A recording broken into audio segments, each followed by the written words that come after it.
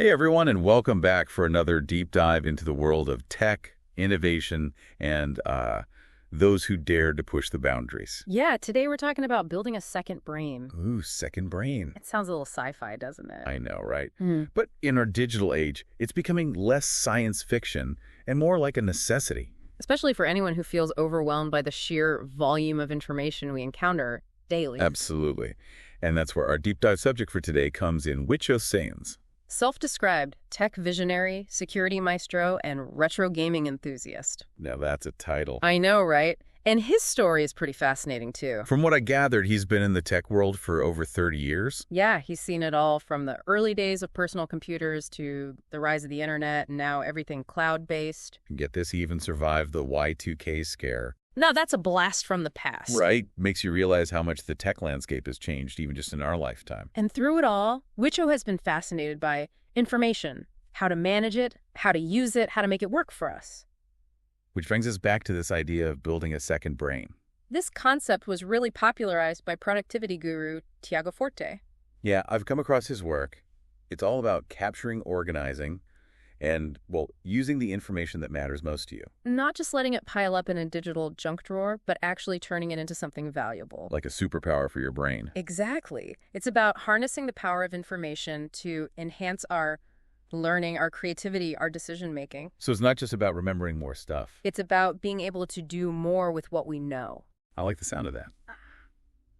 But before we get too far ahead of ourselves, let's take a closer look at Sayans himself. Yeah, let's dive into his story and see what we can uncover. Because something tells me someone with his background has a thing or two to teach us about navigating this information-rich world. I'm sure we can all learn a thing or two from his journey. All right, then, let's get to it. Sounds like a plan. So we're talking about more than just good organization here. Oh, absolutely. This is about fundamentally changing our relationship with information. Okay, I like where this is going. But I have to ask, how do we actually build this second brain? Well, it's not as complicated as you might think. It starts with choosing the right tools. Yeah, like what? There are tons of note-taking apps out there. Evernote, Notion, Obsidian, just to name a few. I've heard of those. But which one is the best? That's the thing. There's no one-size-fits-all answer. The key is to find a tool that resonates with you. Something that fits your own personal style. Exactly. Think about how you naturally organize information. Are you a tagger, a folder fanatic, a visual thinker? I'm more of a visual person myself. I like to see the connections between ideas. Then a tool like Notion or Milanote might be a good fit for you. They let you create visual dashboards and connect ideas spatially. Ooh, that sounds interesting. But what about the actual content? What kind of stuff should we be putting in our second brain? It can be anything that resonates with you. Articles, books, quotes, even tweets or social media posts. Wait, really? Even memes? If a meme sparks an idea or makes you think differently, capture it. Okay, I'm starting to see the potential here. Yeah. It's like curating your own personal library of knowledge. Precisely. And just like a well-curated library, your second brain should be organized in a way that makes sense to you. So we're not just randomly dumping information in there. No. The organization is key. And that's where those tags, categories, and folders come in. Right, because what good is all that information if you can never find it again? Exactly. A well-organized second brain allows you to easily search, filter, and retrieve information when you need it most. It's like having a superpower for your brain. I like to think of it as a creativity amplifier. A creativity amplifier, huh? Tell me more. So how does this creativity amplifier actually work? How does having a second brain actually lead to more aha moments? Well, it all comes down to connections.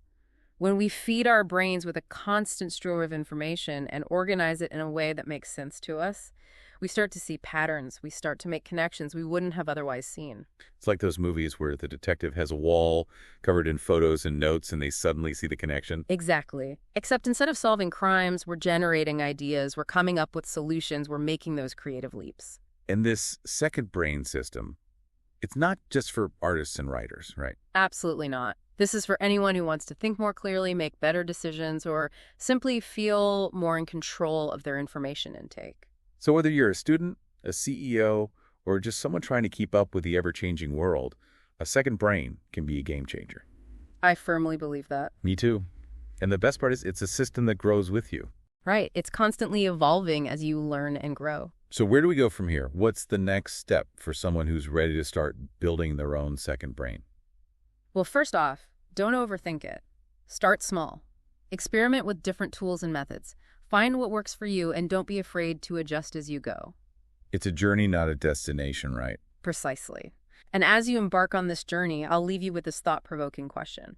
How can we design our second brains to not only manage information, but to actually amplify our unique human abilities, our creativity, our intuition, our problem-solving skills? Now there's something to ponder.